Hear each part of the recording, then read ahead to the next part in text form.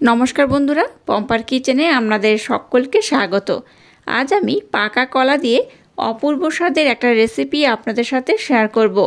পাকা কলা দিয়ে আগে আমি আপনাদের সাথে নানা ধরনের পিঠের রেসিপি বা নানা ধরনের রেসিপি শেয়ার করেছি, তবে আজকের পাকা কলা দিয়ে যে রেসিপিটা বানাবো আশা করছি আপনাদের ভীষণ ভালো লাগবে। এই রেসিপিটা একবার হলেও আমার মতো ট্রাই করতে পারেন, একবার খেলে বারবার বানাতে ইচ্ছা হবে। তাহলে চলুন দেরি না করে আজকের এই অপূর্ব স্বাদের পাকা কলার রেসিপিটা দেখে নেওয়া যাক। আজকের পাকা কলা দিয়ে যে রেসিপিটা বানাবো তার জন্য এখানে দেখুন বেশ কিছু পাকা কলা আমি নিয়ে নিয়েছি। তো এতগুলো পাকা কলা আমার লাগবে না, এখান থেকে দুটো কলা হলেই কিন্তু খুব ভালোভাবে আজকের রেসিপিটা রেডি হয়ে যাবে। আপনারা এই কলার পরিবর্তে অন্য কলাও কিন্তু নিতে পারেন, যে কোনো ধরনের কলা হলে এই রেসিপিটা আপনারা বানিয়ে নিতে পারবেন। তো দুটো কলা হলেই কিন্তু আজকের রেসিপিটা আমার রেডি হয়ে যাবে, তাই তিনটে কলা আমি বাদ রাখলাম। আজকের রেসিপিটা বানানোর জন্য দুটো কলাই আমি ব্যবহার করব। কিভাবে ব্যবহার করব আমি আপনাদের দেখিয়ে দেব। তো কলাগুলোকে কিন্তু আমি প্রথমে খুব ভালোভাবে ধুয়ে নিয়েছিলাম। এবার দেখুন এই যে কলাটা আমি নিয়েছি, কলাটাকে আমি দু টুকরো করে নেব। খোসাটাকে প্রথমে ছাড়াচ্ছি না, পরে ছাড়িয়ে নেব। প্রথমে দেখুন এইভাবে কলাটাকে আমি দু টুকরো করে নেব। এই দেখুন এইভাবে কিন্তু দু টুকরো করে নিতে হবে।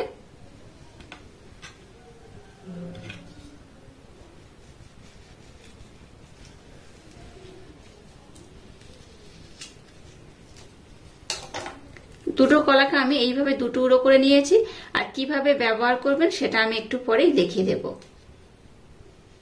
এবার এখানে দিয়ে দেবো সাদা তেল, খুব বেশি নয়, ছোট্ট বাটির মাপ করে হাফ বাটি দিয়ে দিলাম। 3 থেকে 4 চামচের মতো সাদা তেল এখানে রয়েছে। এই বাটির মাপ করে হাফ বাটি আমি সাদা তেল নিয়েছি, আর একই বাটির মাপ করে ব্লেন্ড করে নেওয়া চিনি নিয়েছি 1 বাটি। আর সমস্ত উপকরণ এই বাটির মাপ করেই আমি ব্যবহার করব। সামান্য একটু লবণ অ্যাড করলাম। এবার চিনি আর এই তেলটাকে একটু ভালোভাবে ব্লেন্ড করে নেব। তার আগে এখানে আমি আর একটা উপকরণ অ্যাড করব। এবার দেখুন ওই বাটি মাপ করে 1 বাটি আমি ভর্তি করা লিকুইড দুধ নিয়েছি। সম্পূর্ণ দেব না, অল্প এখানে অ্যাড করলাম। আর দুধটাকে ঘন করে আগে থেকে আমি ফুটিয়ে রেখে দিয়েছিলাম। নর্মাল রুম টেম্পারেচারে রাখা দুধ এখানে আমি ব্যবহার করছি। এবার এই কটা উপকরণ একসাথে আমি খুব সুন্দর করে ব্লেন্ড করে নেব। এটাকে ব্লেন্ড করতে করতে দেখবেন এর ঘনত্বটা কিন্তু অনেকটাই চেঞ্জ হয়ে যাবে, ক্রিমি ক্রিমি হয়ে যাবে, আর কালারটাও কিন্তু চেঞ্জ হয়ে যাবে। এইভাবে এটাকে 5 থেকে 7 মিনিট সময় দিয়ে সুন্দর করে ব্লেন্ড করে নিতে হবে। ঘনত্বটা দেখুন কতটা ক্রিমি ক্রিমি হয়ে গেছে, দেখে বুঝতেই পারছেন। এই দেখুন ঘনত্বটা কিন্তু খুব সুন্দরভাবে রেডি করে নিয়েছে। এই দেখুন কতটা সুন্দর ঘনত্ব হয়েছে। তো এবার এখানে আমি বেশ কিছু উপকরণ অ্যাড করব।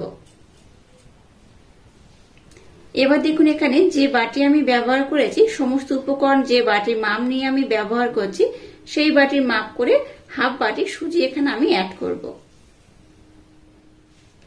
1 বাটি দিয়ে দেব ময়দা। ছোট্ট চামচের হাফ চামচ দিয়ে দেব বেকিং পাউডার, আর সামান্য একটু খাবার সোডা অ্যাড করলাম। 1 চামচ দিয়ে দেব কোকো পাউডার। এবার এই সমস্ত উপকরণ খুব সুন্দর করে আমি ব্লেন্ড করে নেব। এবার এখানে দেখুন যে দুধটা আমি ব্যবহার করছিলাম সেই দুধটা এবার এখানে আমি অ্যাড করব। খুব বেশি নয়, অল্প অল্প করে দেব, আর এটাকে কিন্তু খুব সুন্দর করে ব্লেন্ড করে নিতে হবে। একেবারে খুব বেশি দেব না, তাতে করে কি হবে মিশ্রণটা খুবই নরম হয়ে যাওয়ার সম্ভাবনা থাকবে, তাই কম কম দিয়ে এটাকে এইভাবে সুন্দর করে ব্লেন্ড করতে হবে। এখানে যেহেতু আমি সুজি ব্যবহার করেছি তাই মিশ্রণটাকে কিন্তু 10 মিনিটের জন্য আমি রেস্টে রেখে দেব। 5 থেকে 10 মিনিটের জন্য রেস্টে রাখলেই হবে। সুজিটা দেখবেন দুধটাকে অ্যাবজর্ব করে অনেকটা ফুলে যাবে। তো এইভাবে কিন্তু আজকের এই রেসিপিটা বানাতে হবে। আর দেখেই বুঝতে পারছেন আজকের একদম ইউনিক পদ্ধতিতে একটা কলার কেকের রেসিপি আপনাদের সাথে শেয়ার করছি। আশা করছি আপনাদের ভীষণ ভালো লাগবে। আর একটু দুধ এখানে আমি অ্যাড করছি।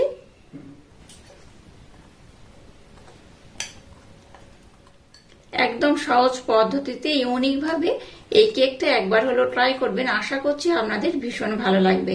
একবার যদি এইভাবে বাচ্চাদেরকে বানিয়ে দেন, বাচ্চারা দেখবেন ভীষণ মজা করে খাবে আর খুব খুশি হবে। এবার দেখুন ঘনত্বটা কেমন হয়েছে। এটা কিন্তু আগের থেকে আর একটু টাইট হয়ে যাবে, তো পরে যদি দুধের প্রয়োজন হয় আমি পরে ব্যবহার করব। এই মুহূর্তে কিন্তু এইরকম ঘনত্ব করে 10 মিনিটের জন্য আমি রেস্টে রেখে দিলাম। 10 মিনিট পর আমি ফিরে এলাম। ঘনত্বটা দেখুন আগের থেকে আর একটু ঘন হয়ে গেছে, দেখে বুঝতেই পারছেন। এই দেখুন ঘনত্বটা আর একটু ঘন হয়েছে। এখানে আর একটু আমি দুধ ব্যবহার করব। মোট 1 বাটি দুধ নিয়েছিলাম, হাফ বাটির একটু বেশি দুধ আমার ব্যবহার হয়েছে, আর দেখুন একটু দুধ রয়ে গেছে। এর মধ্যে 1 চামচের মতো ভ্যানিলা এসেন্স দিয়ে দেবো, একদম অল্প করে দিলেই হবে। এটাকে আমি আর একবার এইভাবে একটু ব্লেন্ড করে নেব। এখানে কিন্তু আর দুধের প্রয়োজন হবে না। দেখুন ঘনত্বটাকে এবার আমি রেডি করে নিয়েছি, আর কেমন হয়েছে এই দেখুন। খুব যেমন ঘন নয় আবার খুব পাতলাও নয়, এইরকম ভাবে কিন্তু এই ব্যাটারটাকে বানিয়ে নিতে হবে। তো যাই হোক, চলুন এবার নেক্সট স্টেপ আপনাদের সাথে শেয়ার করব। আর এটা একদম রেডি হয়ে গেছে। এবার এটাকে আমি সাইড করে রেখে দিলাম। এবার দেখুন গ্যাসটাকে জেলে দিয়ে ছোট্ট মতো একটা আমি এরকম ফ্রাই প্যান নিয়ে নিয়েছি, দেখে বুঝতেই পারছেন। আর এখানে হালকা করে একটু তেলের প্রলেপ আমি লাগিয়ে দিয়েছি। এবার এখানে আমি 1 চামচ চিনি দিয়ে দেবো, খুব বেশি নয়, 1 চামচ দিলেই হবে। এবার আমি এখানে হালকা করে একটা ক্যারামেল বানিয়ে নেব।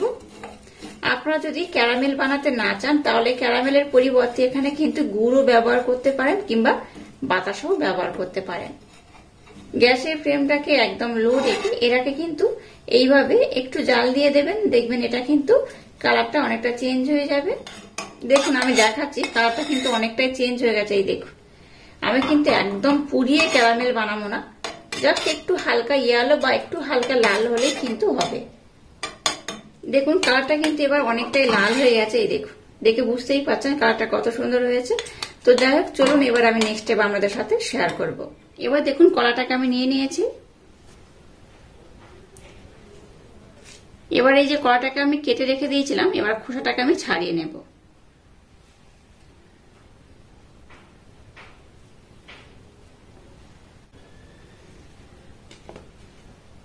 দুটো কলারই খোসা আমি একই রকম ভাবে ছাড়িয়ে নেব। এবার দেখুন এই যে কলাগুলোকে আমি ছাড়িয়ে নিলাম, এটাকে আমি 2 টুকরো করে কেটে নেব। এবার এই ফ্রাই প্যানটাকে নিয়ে নিয়েছি, যেটার মধ্যে আমি ক্যারামেল বানিয়েছি। এবার এই কলাগুলোকে আমি এর মধ্যে দিয়ে দেব।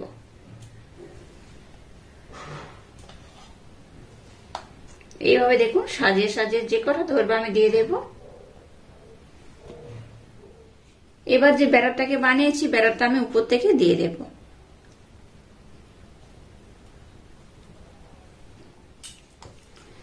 দেখুন এই পাত্রের মধ্যে আমি ব্যাটারটাকে দিয়ে দিয়েছি। চলুন এবার এটাকে আমি বানিয়ে নেব।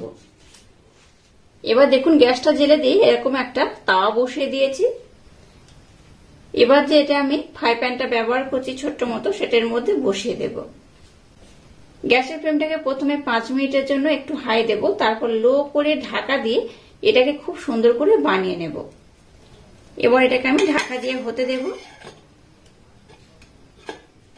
দেখুন আজকে যে ফ্রাই প্যানে যে কেকটা বসিয়েছিলাম, এটা হতে খুব বেশি সময় লাগেনি, 15 থেকে 20 মিনিট সময় দিতেই কিন্তু খুব ভালোভাবে এটা হয়ে গেছে।